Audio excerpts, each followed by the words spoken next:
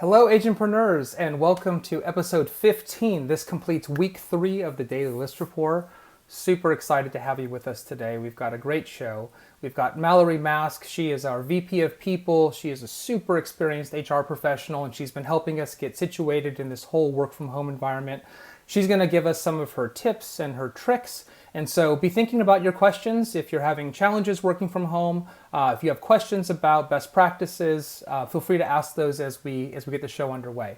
So a couple things to get started today. One of them is, as we talked about yesterday, we now have a YouTube channel. So this is starting to get lots of traction. We're posting full episodes here. We're posting highlights and clips here. And so go over to YouTube, just search for the Daily List Report. We'll post the link in the comments. Subscribe and be notified of all of these things. That's been pretty exciting for us. We've got an incredible lineup for next week. So week 4 of the Daily List Report, so hard to imagine. Week 4 of the Daily List Report, I've got AJ Shaw, who you've come to know as my co-founder and CEO. He's going to be on Monday. We're going to talk more about the ListReports live product that we announced this week. So this free video chat room that you have available to you and all of the really cool things that we're going to be rolling out to enable digital open houses and listing presentations and buyer consults and really enabling this new world of a virtual agent. You're going to want to make sure that you tune in for that. On Tuesday, we've got Rick Sharga. Rick is the founder of CJ Patrick Company. He is more recently, previous to that, he was a chief marketing officer at 10X Homes. He is a widely published speaker on what's happening in the real estate market. He's going to join us on Tuesday, and we're going to talk a little bit about what's going on from his perspective and some great tips for you. Wednesday, we've got product training. Thursday, we've got a top agent on talking about lead generation. And on Friday, we've got our second Fun Friday. We've got a great nutritionist on board, and she's going to give us some tips for how to stay healthy as we work from home, how to stay fit, and at our peak energy. So, as always, let's go through some of the headlines. So we're tracking a few headlines for today. The first one is that as we've seen in the mortgage market, this great tightening. I talked to a friend of mine, a mortgage broker, yesterday, and he said that in his 20-year career, he's never seen anything like this. And we've been talking about almost on a daily basis some of the constricting that's going on there. JP Morgan decided to halt home equity loans due to coronavirus. So they are not actually issuing any more home equity loans. From their perspective, they're looking at home price drops of about 10% in some markets.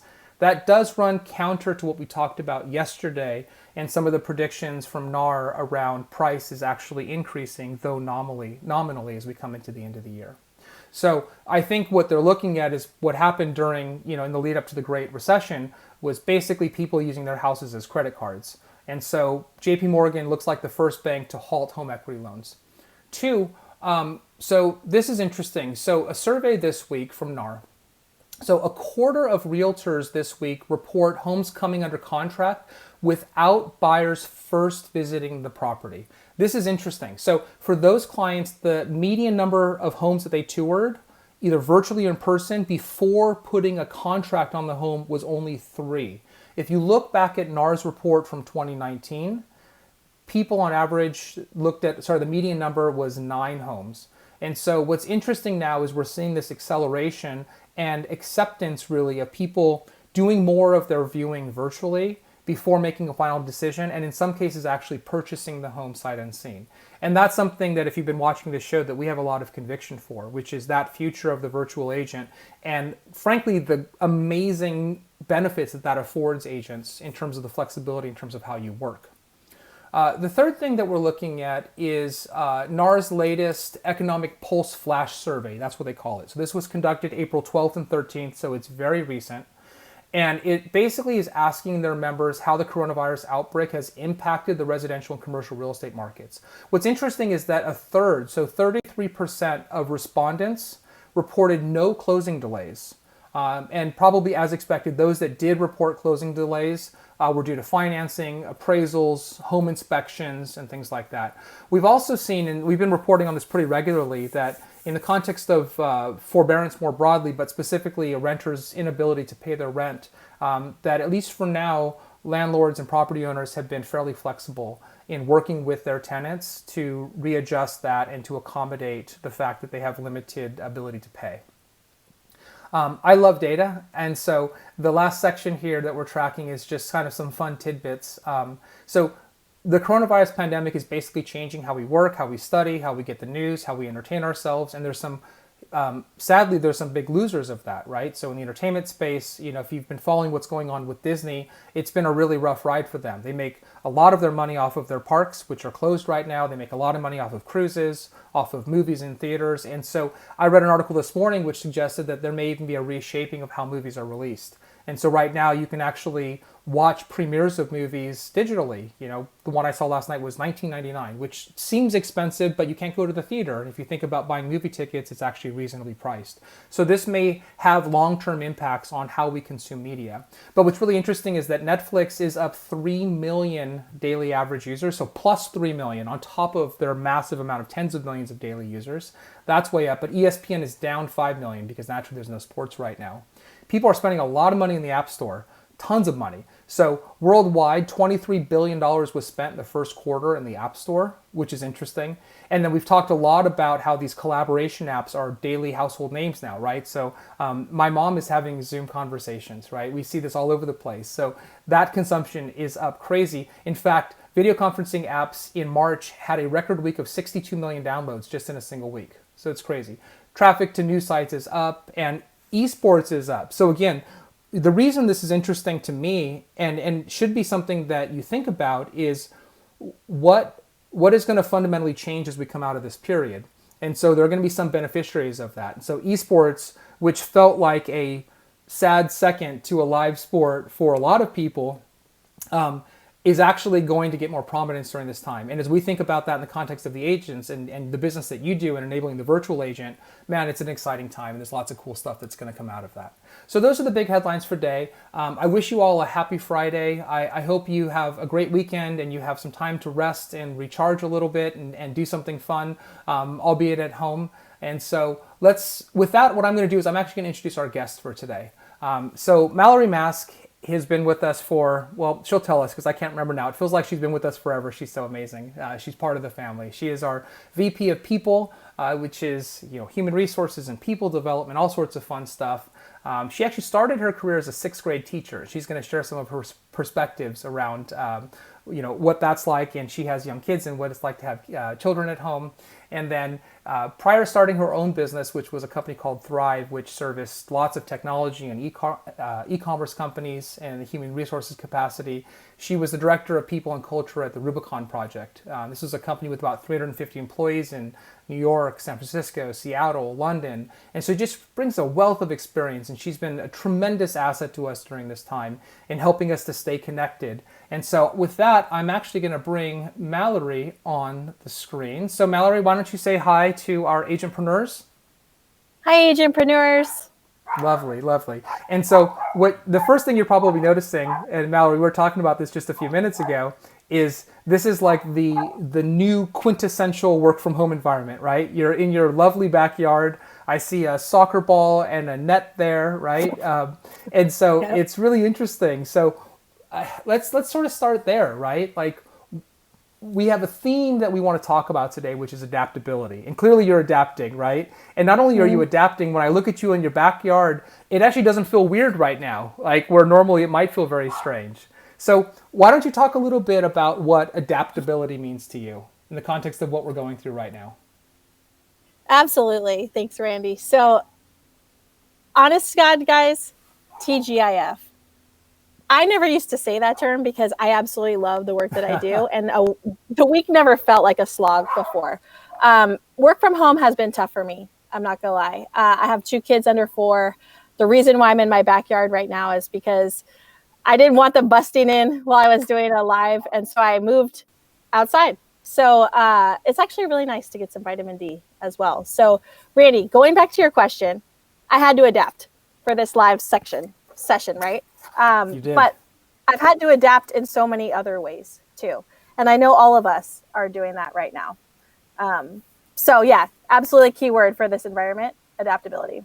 Definitely. So Mallory, you started your career as a sixth grade teacher, right? And so we didn't necessarily intend to start here, but I think it's relevant, just given the setting and where we're coming off of in this conversation, is What advice do you have for people who have children at home? And again, the adaptability you talked about, moving in your backyard. And also, by the way, Mallory, something really interesting, which is the sort of general acceptance that that's okay now. We're all in the same situation. So if you were doing that and a kid ran through the background, I don't know, I find it endearing, frankly. Me too. And actually, honestly, the thing that I love about this moment in time right now is there's no judgments going around. That's right. That's at right. all.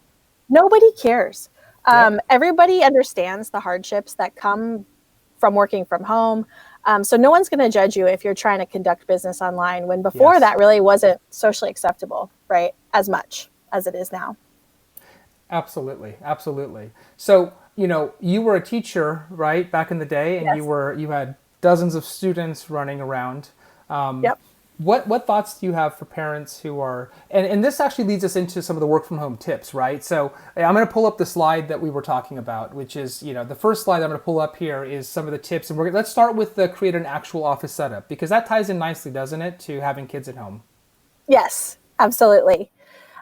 So these are tips actually from our broad ListReports team. So the first thing is it really, really helps in terms of a productivity and a distraction place to have an actual desk setup. So wherever you can, try to set up a desk. I have a coworker who set one up in her garage, and every time I do a video meeting with her, I can see her fully stocked beverage fridge in the back, which is cool. I have another colleague who set up his office in his walk-in closet, right? So these are not glamorous office setups. Not everybody has that luxury, but it's still a space where you can work and focus and try to limit distractions. Even if you have a fold-up table in your garage, pull it out, dust it off, make a space for yourself. That really, really helps. No, that makes a lot of sense. And we've seen all sorts of setups, haven't we, Mallory, right across the company? Oh, like yeah. you said, set up in the garage, set up in a bedroom. In your case right now, set up in the backyard. Yep. Some people have, office spaces that they can work in. But there's a mindset that comes with that, right? I mean, it's challenging to work in a, I don't know, they say, for example, I always heard this thing where it's like, you're not supposed to eat in the bed because that's where you sleep, right? And like you sort of build mindset around these things. Or there are Right. more derogatory versions of that, actually. So we will leave those to the internet. But doesn't that also impact mindset, like to have a place to sit down? And how do you think about even this idea of getting ready for work? Lots of jokes and memes around wearing sweatpants or, party on the top, business on the bottom, whatever the thing is, right? But how do you think about that idea of like, should people be getting dressed and putting on makeup if they wear makeup or doing their hair, or how should they think about that? That's a great question, Randy. Honestly, something that has worked best for our team and for me personally is having some kind of routine, right? So we really highly recommend not working like out of your bed, right? It's easy to just open your eyes, flip on the lights, and then grab your laptop and start churning for the day. But you're missing some element of normalcy with that, right? You're not taking a shower. You're not getting ready. And while you don't need to go to the nines, I mean, honestly, if I'm being real with you guys, I'm wearing a collared shirt, but on the bottom, I'm wearing yoga pants and slippers. There's a lot of freedom at this moment. Yeah, seriously. You do you, guys. But it helps to be able to have some kind of routine in the morning. I also think this is critical for people in the real estate space, because one thing that I really like to touch on later is talking about making human connections in this time and how important that is. And you got to be ready at any given moment of the day in order to do that. You never know when you're going to have to be on a video conference or on a call, and you don't need to look like a beauty queen, but it would help to make sure that it's not obvious that you're laying in your bed and you haven't, brushed your hair or your teeth. Right. Sure. Yeah. And I think, what an interesting time to build new habits too, right? So for those of us who aren't making the commute anymore, like we're buying back, in some cases in being in Southern California, hours per day. And so what a time to exercise or meditate or I don't know, whatever it is that's important to you. It's a great time to build new habits. So let's transition into the second tip, which is about technology and using technology. And that's been a consistent theme of this show, right? Is the need to adopt and embrace technology. So how do you think about that piece of it in the context of work from home? Honestly, I'm all about embracing it, and I am not the most techie person on our team. So people love video conferencing right now because you can see faces, right? And it fills that need for that human connection. It's definitely helping with loneliness, I'd find. So if you haven't tried video conferencing before, I would definitely give it a shot. We actually, if you're a ListReports user, we have a product that we launched just this week, a tool that'll do video conferencing for you. So definitely check that out. It's super easy to use. If you're not a ListReports user, there's a bunch of other options out there, many of which have free versions. So Google Hangouts, Zoom, even FaceTime on the iPhone, right? All these are ways that you can create that human connection and do that face-to-face combo. Sure, absolutely. So, Mallory, that idea of technology, right? The importance of using technology ties into the third tip, right? Which is communicating with your team, because that is the way that we communicate with our teams right now. We're not doing it face to face, in person anymore. So, but talk about some of the benefits of that, right? And how, and sort of your best practices around team communication.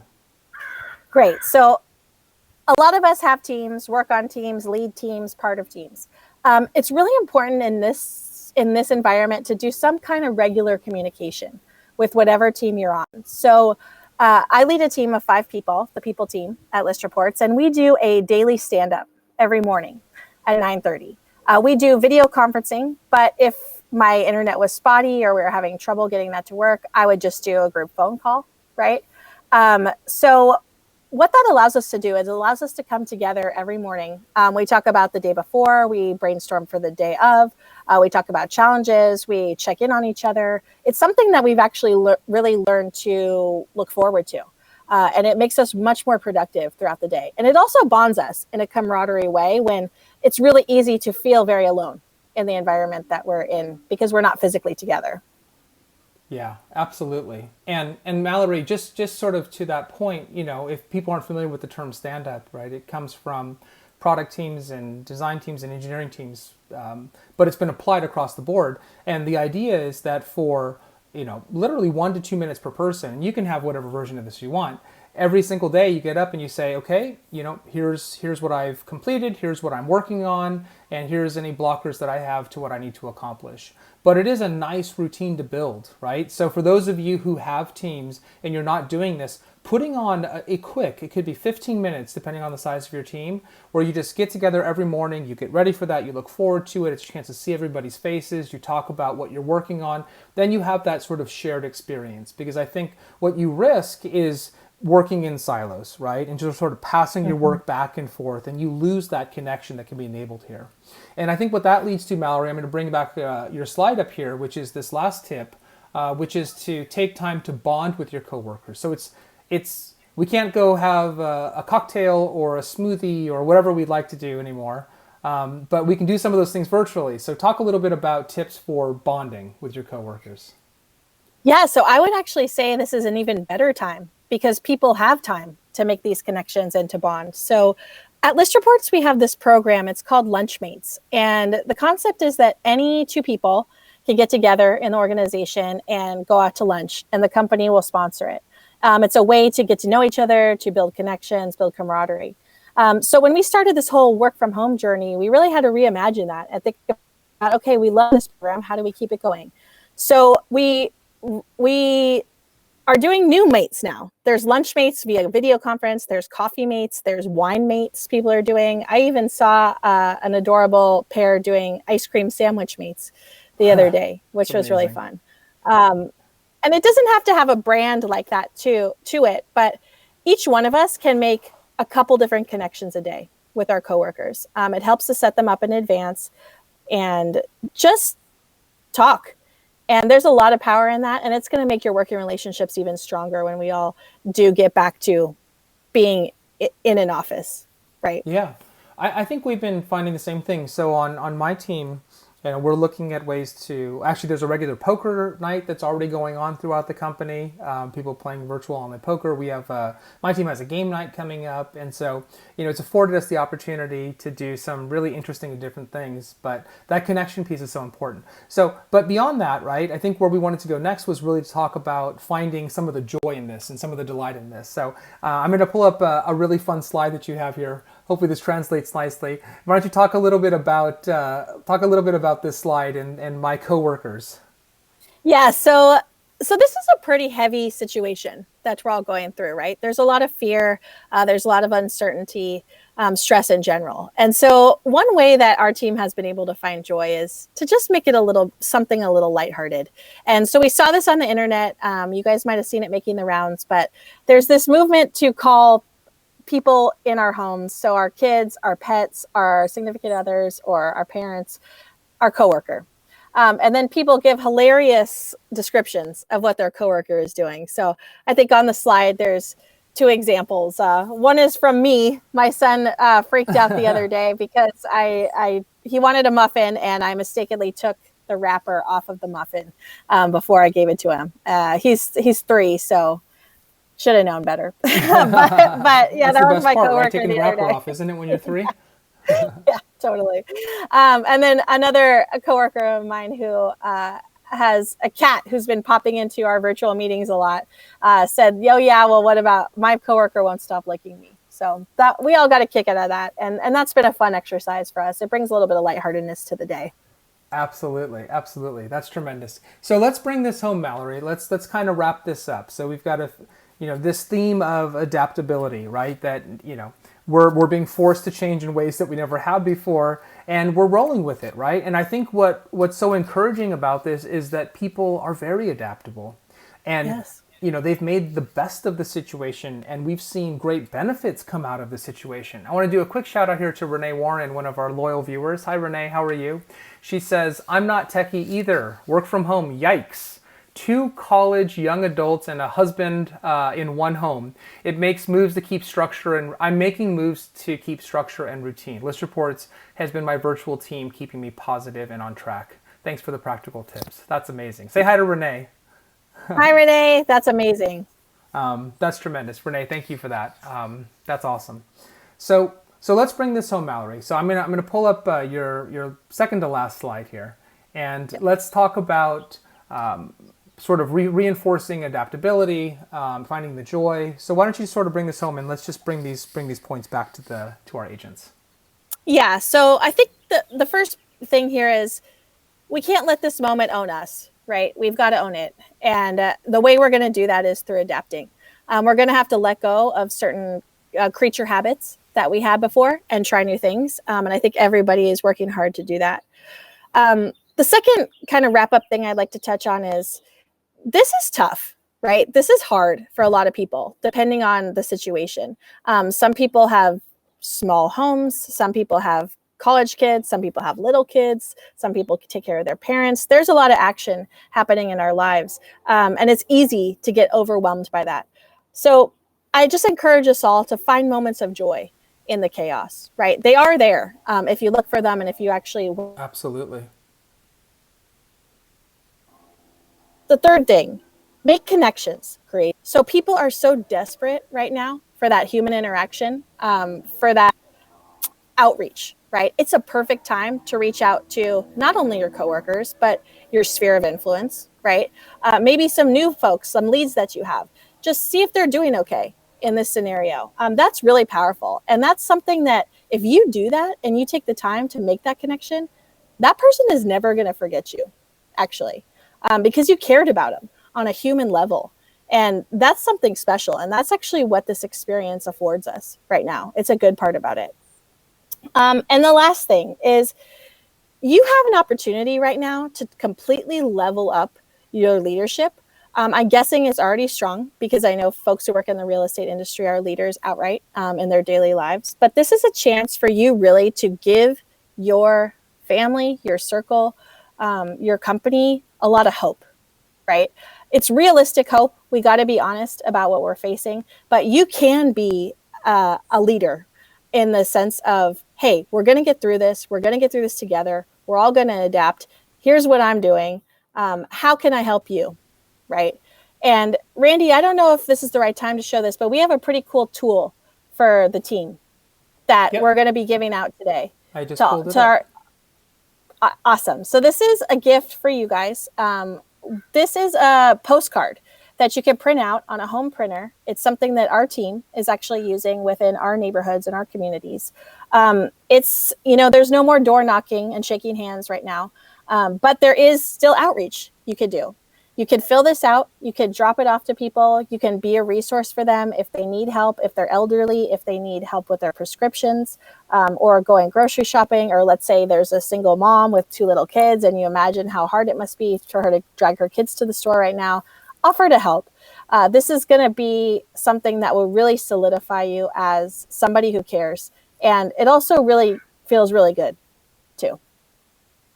Absolutely. No, that's tremendous. And Mallory, you said something just a moment ago I want to double down on a little bit. So we had Mark Choey on yesterday, right? So the founder of Climb Real Estate, very successful agent, talked about incredible discipline as he was building his business. But he also talked about the fact that you need to find a mentor.